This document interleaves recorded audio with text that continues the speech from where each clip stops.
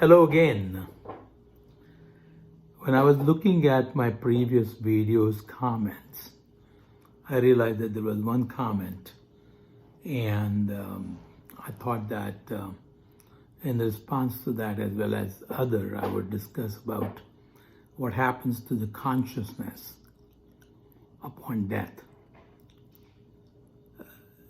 There are a couple of conflicting statements that have been made in the past by me and by everyone.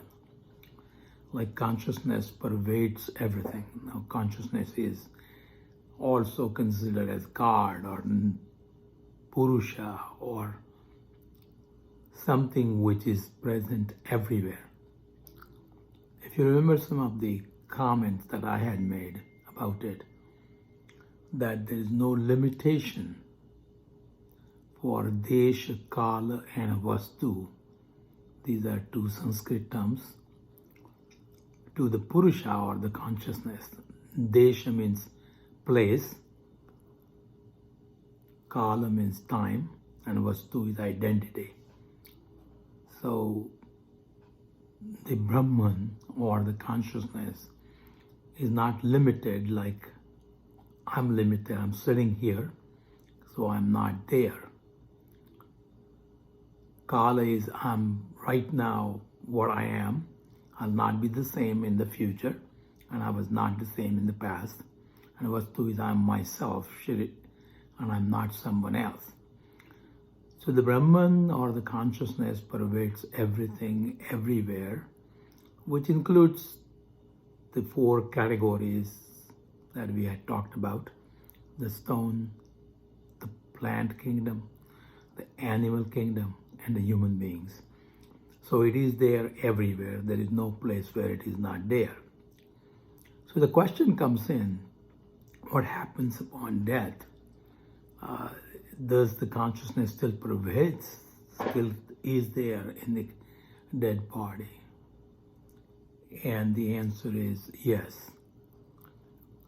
So to understand how we can talk, understand, have emotions, have opinions, have enjoyment of music, food, environment, the sense organs and everything else, we have to understand that there is an instrument of physical body, which are five senses, and through which we perceive the external world. When we perceive the external world, our mind and intellect, which are also part of the subtle or astral body, come in involvement. The memory is created, and that's how we either enjoy, like, have pleasure, or dislike and have sorrow. So the instruments of physical body, the five senses, and then the subtle body, mind, intellect, feeling, emotions, are involved in the process of experiencing external world. But without the consciousness, these instruments cannot function. So you need the consciousness to perceive the external world, but consciousness itself does not get involved in enjoyment, acceptance, or rejection of these external environmental pleasures or displeasures. I've compared this to electricity. Electricity pervades everything, but based on what it is acting on, the function is different. If you use the electricity and attach it to a fan, it blows the wind or moves the air. If you attach it to a heater, it creates or generates heat. If you attach it to the air conditioning system, it creates cooler air. If you attach it to a TV, it catches the waves from outside and we see the picture, and so on and so forth. So the electricity is needed, but electricity does not enjoy or create any of the activities, fan, heater, air conditioner, or TV, by itself. You need a fan, you need the TV, you need the water heater or heater, and you need the air conditioner. So these instruments are like physical and subtle body, while the electricity is like consciousness, without which this instrument will not work. So consciousness pervades everything, so consciousness pervades the dead body.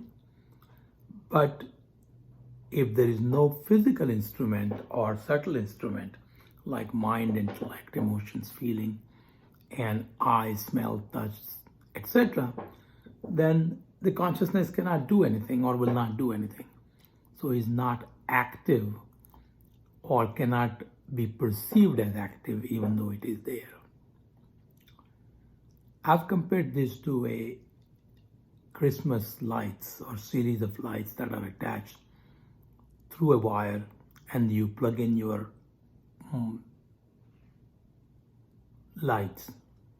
If one of the bulbs is not working, the rest of the bulbs may be still working.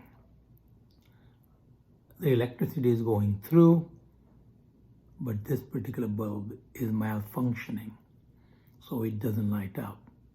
So if you look at it, several people, one is a dead body, consciousness is still there, but that dead body is like a bulb which is malfunctioning. It does not give the light. Rest of them are still awake, alert, oriented, have emotions, feeling, enjoyment, etc. So now you can see that even when a physical body dies, the unit of astral or subtle body and a causal body or karan sharir leave the physical body, but consciousness still pervades. Now remember, consciousness pervades everything, whether we see it or not, and it doesn't have to have the physical body alone. So consciousness will pervade the causal body and the astral body, and subsequently they will have some perception. But since they do not have the physical element, they cannot act upon it, because you need a physical instruments to act upon your desires. So now you have a unit of causal body and an astral body with consciousness pervading it. It cannot eat to enjoy.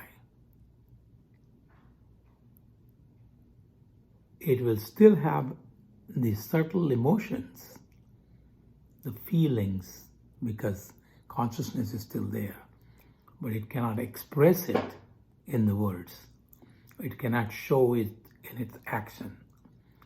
So the unit has the consciousness, but since there is no physical element attached to it, it cannot work. Remember the example. Electricity is going through the wire, but since it is attached to a bulb which is broken, there is no light. That does not mean there is no electricity. The electricity is still there, and the wire is still there. So the consciousness is like that.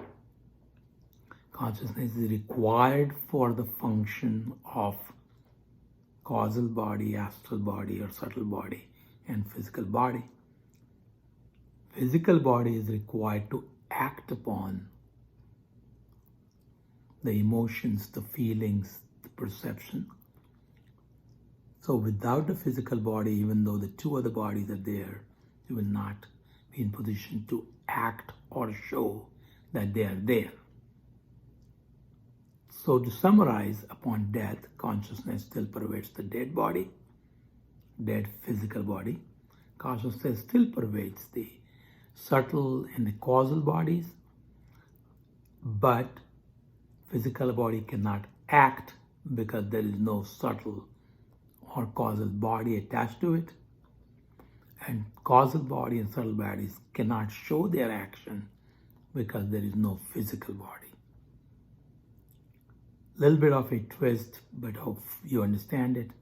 If you like this kind of things, I just published a paperback book and an ebook on Amazon called Laws of Karma, Reincarnation and Genetics. You can find it on Amazon under my name, Shirish Kirtani. If you like it, please subscribe to it. Thank you. Have a nice day.